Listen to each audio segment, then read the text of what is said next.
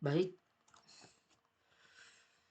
Assalamualaikum warahmatullahi wabarakatuh. Perkenalkan, nama saya Rival Febian yang akan menjadi narahubung pembacaan laporan proposal sistem aplikasi penjualan tiket event konser yang disusun oleh yaitu ketua saya sendiri, Riva.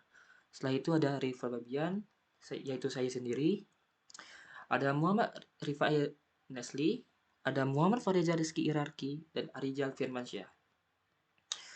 Di sini terdapat daftar isi yang pertama diisikan oleh pendahuluan, pelaksanaan proyek, dan rancangan sistem. Setelah itu diakhiri dengan surat perjanjian kerjasama.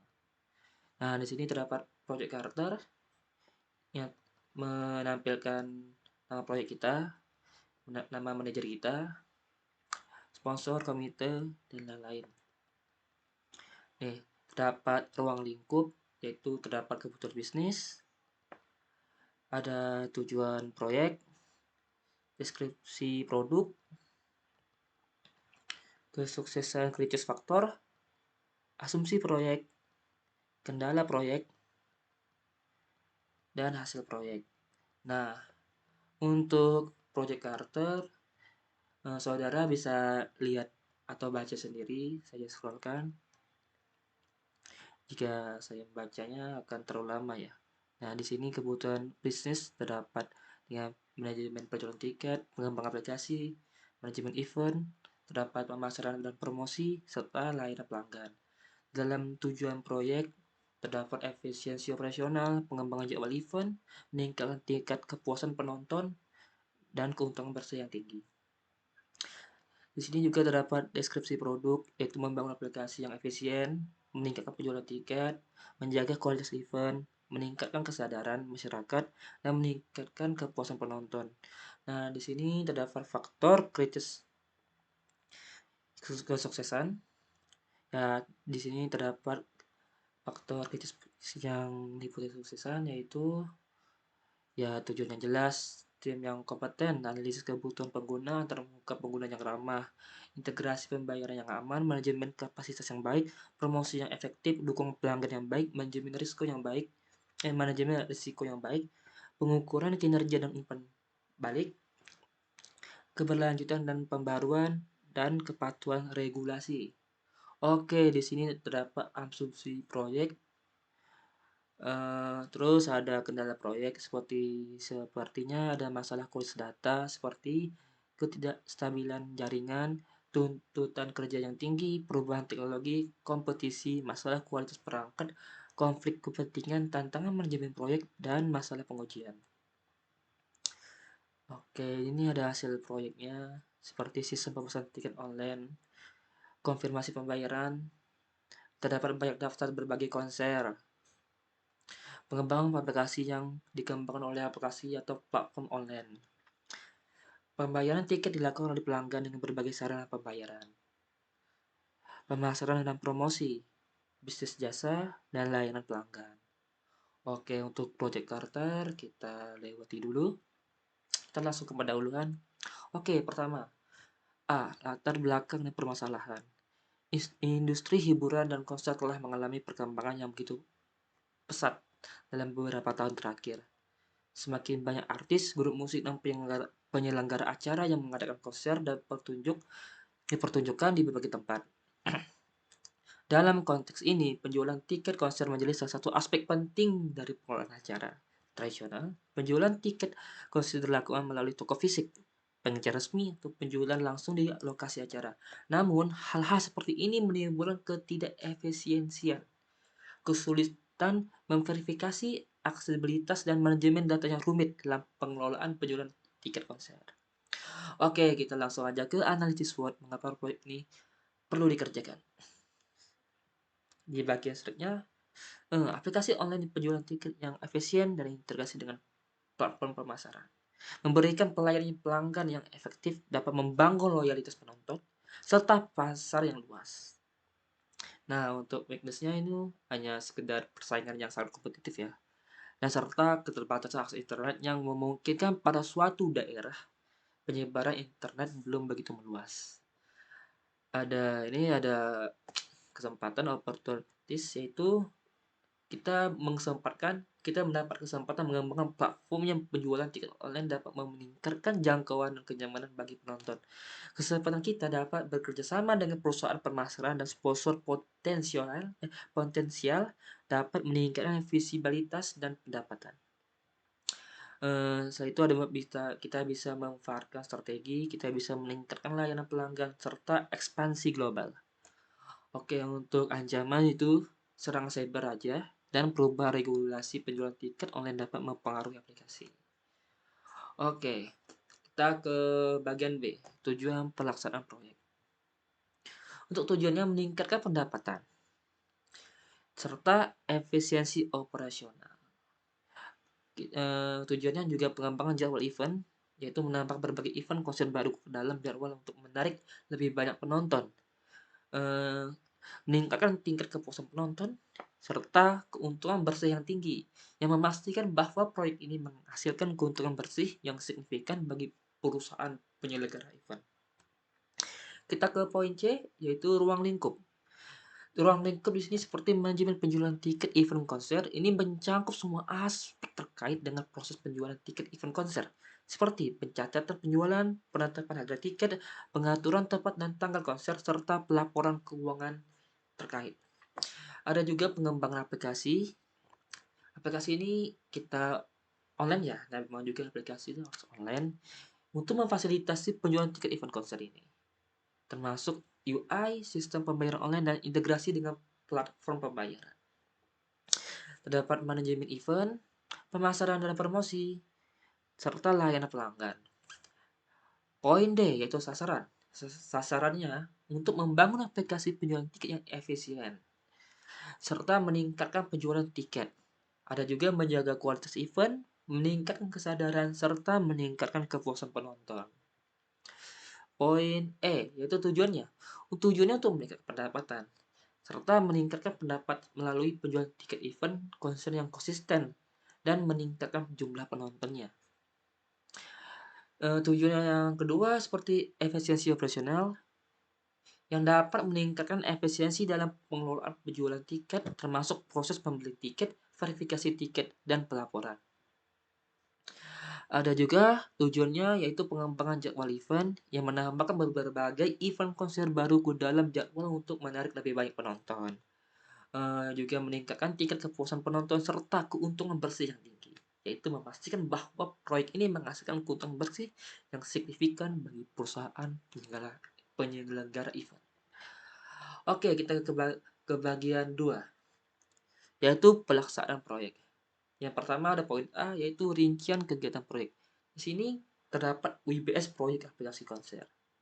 Seperti yang poin pertama dalam WBS, yaitu konsep dan inisiasi proyek, yaitu menentukan tujuan dan konsep proyek, menentukan SWOT-nya, dan mendefinisikan risiko dan pendekatan manajemen risiko. Yang kedua ada analisis proyek, yaitu mendefinisikan kebutuhan seperti kebutuhan konser yang akan datang, kebutuhan sistem, kebutuhan perangkat atau server. Ada juga membuat charter. Kita sudah membuat charter tadi, saudara bisa lihat yang sebelumnya. Oke, kita lanjut ke perencanaan proyek. Perencanaan proyek seperti mengidentifikasi tim proyek, menyusun jadwal proyek, dan menentukan anggaran. Ada juga terdapat briefing kepada setiap tim. Nah, pada poin 3, yaitu desain sistem, yaitu menyusun arsitektur aplikasi, APPL contohnya, serta merancang antarmuka pengguna, yaitu membuat low prototype design, review desain ke klien, dan membuat high prototype design. Ada juga merancang basis data. Dalam sebuah aplikasi, basis data itu adalah hal yang paling utama. Karena tanpa basis data, kita tidak tahu bagaimana cara menyimpan data-data tersebut. Data-data klien, data-data admin, data-data keuangan, dan yang lainnya. Itu selanjutnya ada menentukan bahasa yang akan digunakan, serta menentukan tools yang akan digunakan. Dalam poin 4 yaitu pengembangan aplikasi seperti implementasi UI, pembuatan fungsionalitas inti, serta integrasi database. Nah, yang kelima ada pengujian, seperti pengujian fungsional, pengujian integrasi, pengujian keseluruhan aplikasi, debugging dan perbaikan, serta evaluasi sistem. Yang ketujuh ada mengimplementasikan aplikasi, seperti pelatihan pengguna akhir, pelatihan admin aplikasi, persiapan rencana peluncuran, rencana pemasaran, kampanye iklan, promosi media sosial, dan peluncuran aplikasi. Ini harus dipublikasikan dengan cara-cara yang efektif, tapi sangat-sangat fungsional gitu, sangat-sangat bisa terjangkau dan terlihat semua orang. Oke, evaluasi dan penyesuaian, evaluasi kinerja aplikasi, pengumpulan masukan pengguna, dan perbaikan dan pembaruan. Nah, pada poin 8 terakhir yaitu memverifikasi penyelesaian proyek, penyusunan laporan hasil akhir, pelaporan hasil proyek kepada pemangku kepentingan, evaluasi keseluruhan proyek serta penutupan proyek. Oke, di sini ada bagan WBS proyek. Saudara bisa lihat langsung konsep inisiasi proyek. Di sini ada hierarkinya. Tuh, yang ini ada analisis proyek, ada desain sistem, pengembangan aplikasi. Saudara langsung lihat secara langsung seperti apa bagiannya atau hierarkinya. Ini ada pengujian, implementasi aplikasi, evaluasi dan penyesuaian, serta penyelesaian dan penutupan. Oke, kita lanjut ke responsibility. Nah, saudara langsung bisa dilihat ya, seperti WBS-nya, project manager, sekretaris, analisis, designer, developer, dan tester. Terdapat responsibility ya, dengan simbol-simbol seperti ini. Simbol-simbol ini saudara bisa langsung memahaminya dengan ini nih. Simbol segitiga sebagai responsible, simbol lingkaran sebagai support atau pendukung, simbol ketiga ada notifikasi atau sebagai pemberitahuan, dan simbol keempat ada approval. Oke, saudara bisa langsung cek di sini. Oke, saya lanjutin saja ya. Ada poin B, yaitu tim pelaksana proyek. Ya, yang pertama ada project manager. Untuk pengelola seluruh proyek, termasuk perencanaan, pengawasan, pengendalian anggaran, manajemen risiko, dan berkoordinasi dengan anggota tim.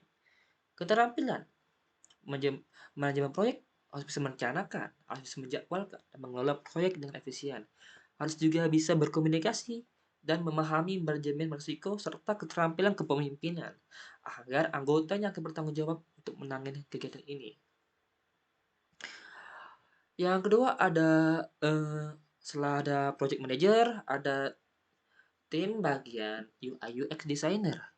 Apa itu UI UX designer? Yaitu untuk merancang antarmuka pengguna atau UI user interface dan pengalaman pengguna UX atau telah disebut dengan user experience yang baik untuk produk perangkat lunak. Nah, tugasnya untuk UI atau UX designer yaitu ya pertama pasti desain UI. Yang kedua ada penelitian pengguna, prototyping, desain grafis, dan lain-lain. Oke, di sini juga ada bagian tim sistem analisis yang sebagai menganalisis kebutuhan bisnis dan pengembangan spesifikasi sistem yang jelas keterampilannya. Seperti analisis bisnis, teknis, pemodelan, dan lain-lain. Oke ya. Saudara bisa langsung baca jika ingin memahami lebih lanjut atau lebih detail. Nah, ini bagian paling penting yaitu ada programmer, yaitu mengembangkan perangkat lunak sesuai spesifikasi dan desain yang telah ditetapkan. Ya, keterampilannya harus bisa bahasa pemrograman, pemecah masalah, dan maaf, dan bisa menulis kode yang mudah dimengerti dan dikelola, atau kita sebut dengan kode bersih. Yang terakhir ada tester, yaitu menguji perangkat lunak yang menemukan bug dan memastikan kualitas produk. Keterampilannya bisa menguji perangkat lunak dengan metodologi pengujian dan alat pengujian. Dia bebas pengen menguji box testing, black box testing atau white box testing, itu bebas. Dia mau usable testing, dan lain-lain. Oke, di sini ada responsibility achievement matrix ya. Nih, saudara langsung bisa cek aja. Nah, ini ada tanda-tanda simbolnya. Simbol R itu sebagai responsible organization unit. Siapa yang bertanggung jawab, serta simbol P yaitu performing organization unit. Siapa yang dominan melakukan aksi nyata. Oke, saudara langsung bisa cek saja. Langsung bisa dilihat. Oke. Nah, sini kita ke bagian C ya. Jadwal pelaksanaan proyek. Yaitu berisikan Gantt chart yang menunjukkan waktu pelaksanaan setiap kegiatan dan waktu yang diperlukan untuk penyelesaian proyek yang diusulkan. Ini ada Gantt chartnya. Oke. Nah, sini ada project leader itu Liva. Ini saudara langsung bisa cek aja seperti apa penjadwalan kita dalam pengerjaan proyek ini. Oke, di sini ada tabel IDN seperti aktivitas, analisa proyek, konsep dan inisiasi proyek, desain sistem, pengembangan aplikasi, pengujian, implementasi, evaluasi dan penyesuaian, dan penyelesaian dan penutupan. Nah, ini ada seperti durasinya, aktivitas yang mendahului. Saudara langsung bisa cek. Di sini juga ada nih. Oke, kita langsung ke bagian D, yaitu besar biaya proyek. Di sini ada tabel pembiayaan. Nih, ini pembiayaan dari tim kita ya, dari bulan pertama sampai bulan kelima. Saudara langsung bisa cek aja pengeluarannya. Oke, nada hubung proposal proyek ya, nada hubung proposal proyek. Saudara jika ada apa-apa bisa langsung menghubungi tim kami yaitu Gatot Spirit yang kontaknya saya sendiri Rival Febian. Saudara bisa langsung menghubungi saya, bisa melewati Instagram yaitu @rival_febian. Ada nomor WA yaitu 089786432225. Ada email rivalfebian123@gmail.com dan kita berlokasi di kota Yogyakarta yaitu di daerah istimewa Yogyakarta. Oke, ini ada rancangan sistem. Oke, di poin A rancangan sistem ada use case diagram. Nah, di use case diagram ini akan saya jelaskan sedikit. Di sini ada aktor admin dan aktor user.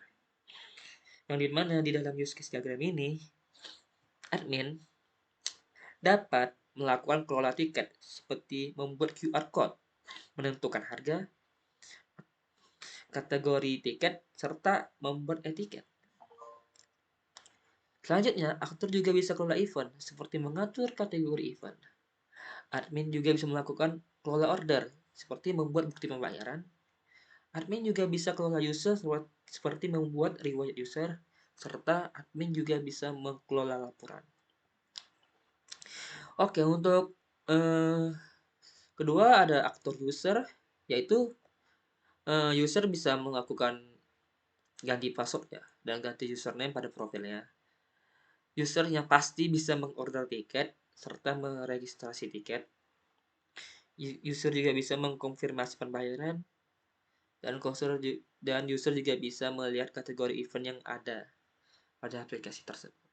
Nah, untuk menentukan siapa aktor admin, aktor user, kita melakukan login terlebih dahulu.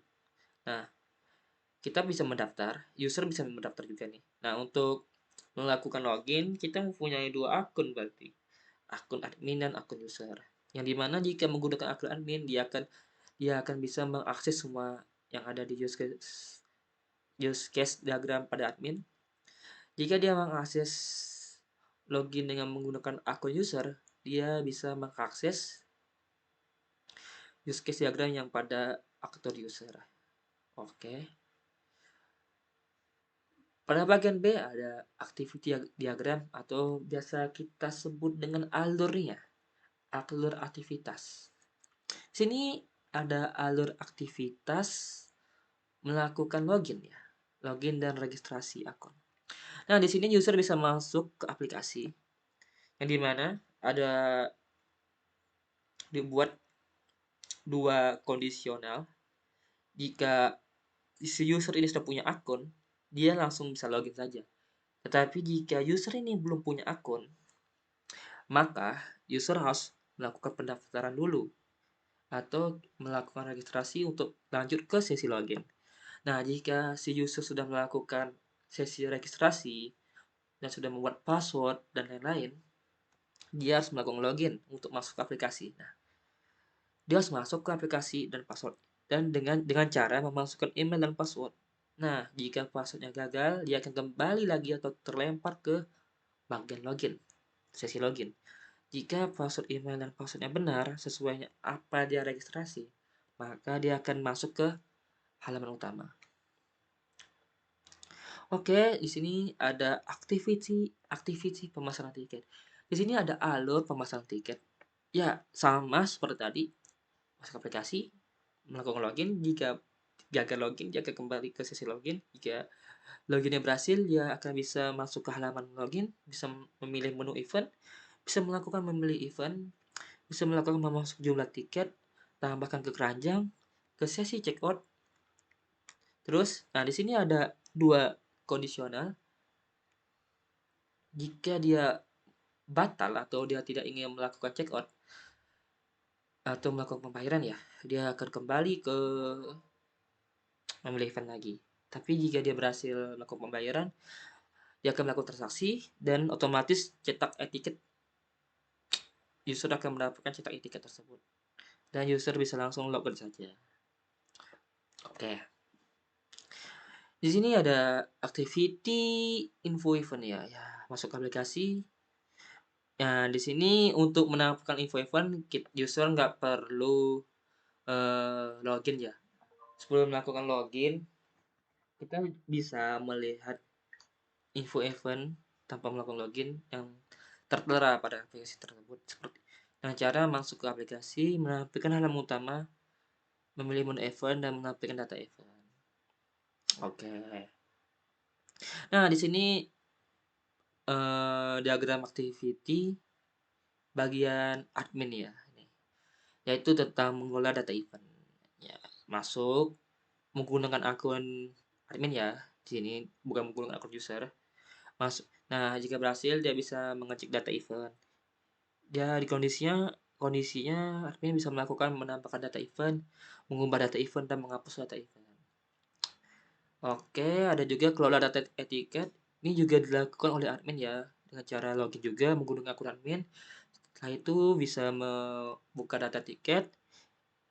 Terus terdapat kondisi bisa melakukan menambahkan data tiket, mengubah data tiket dan menghapus data tiket.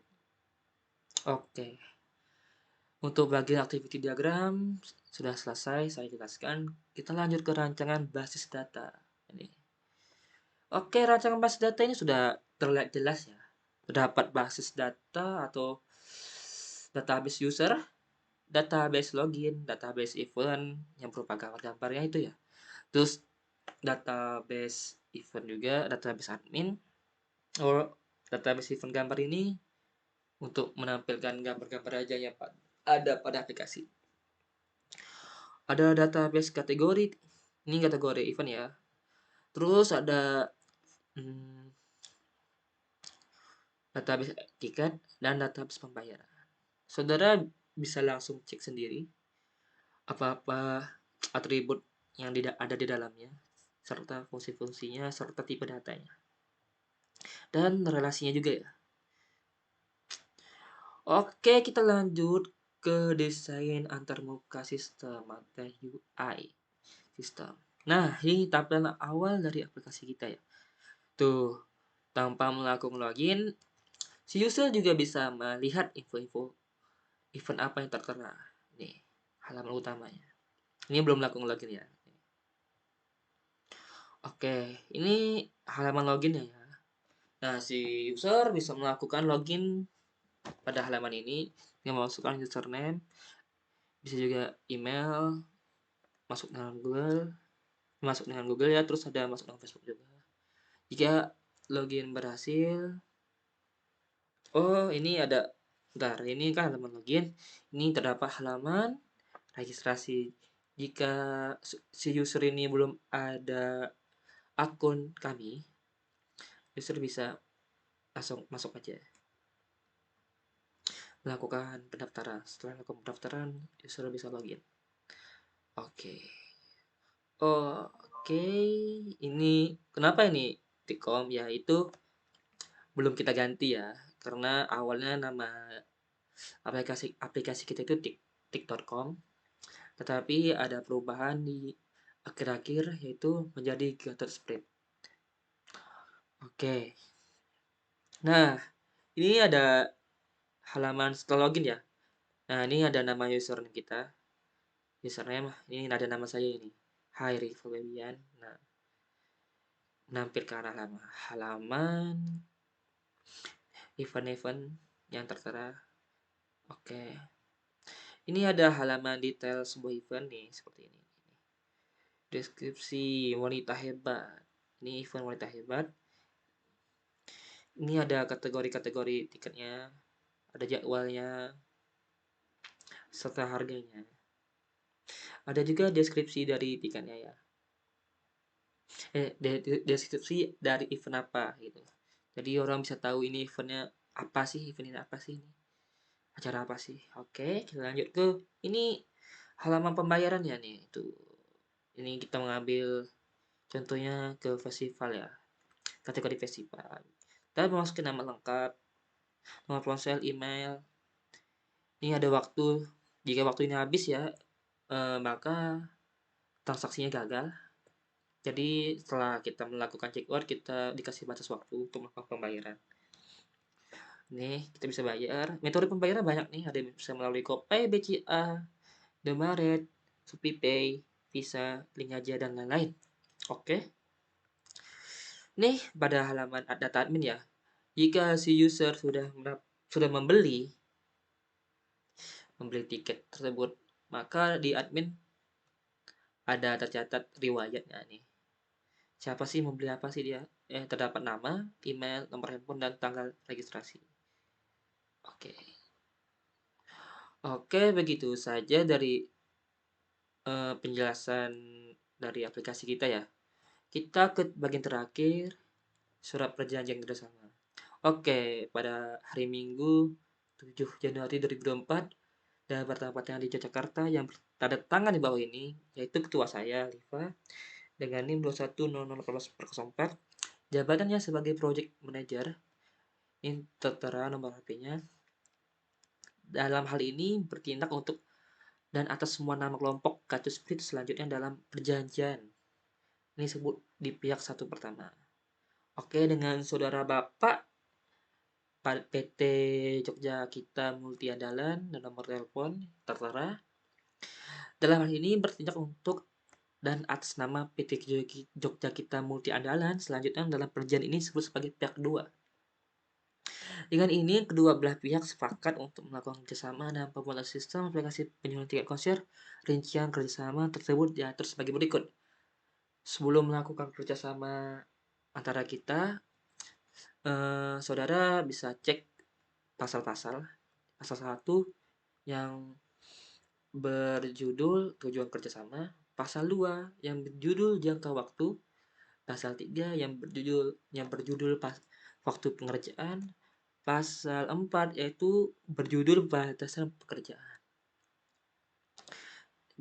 Pasal 5 yang berjudul berakhirnya perjanjian kerjasama, serta pasal 6 yang berjudul penandatanganan. Untuk penandatanganan ini surat perjanjian dalam keadaan sadar oleh kedua belah pihak tanpa paksaan dari pihak manapun. Surat perjanjian ini dibuat rangkap dua, yaitu satu untuk pihak pertama dan untuk pihak kedua, yang masing-masing memiliki kekuatan hukum yang sama. Nah, pada poin 3, dengan ditandatangannya surat perjanjian kontrak ini, maka kedua belah pihak sepakat untuk melaksanakan ketentuan-ketentuan dalam perjanjian kontrak ini. Dengan demikian, kedua belah pihak terkait dengan hukum dalam suatu hubungan kerjasama. Sebelum menandatangan menandatangani. Saudara baca dulu pasal 5, pasal 4, pasal 3, pasal 2, dan pasal 1-nya. Selanjutnya kita bisa melakukan penandatanganan. Oke, saya tunggu dari saudara Bapak atau Ibu ya, untuk melakukan kerjasama ini. Begitu saja laporan dari saya. Jika ada salah kata dan kurang jelas, saya mohon maaf. Wassalamualaikum warahmatullahi wabarakatuh.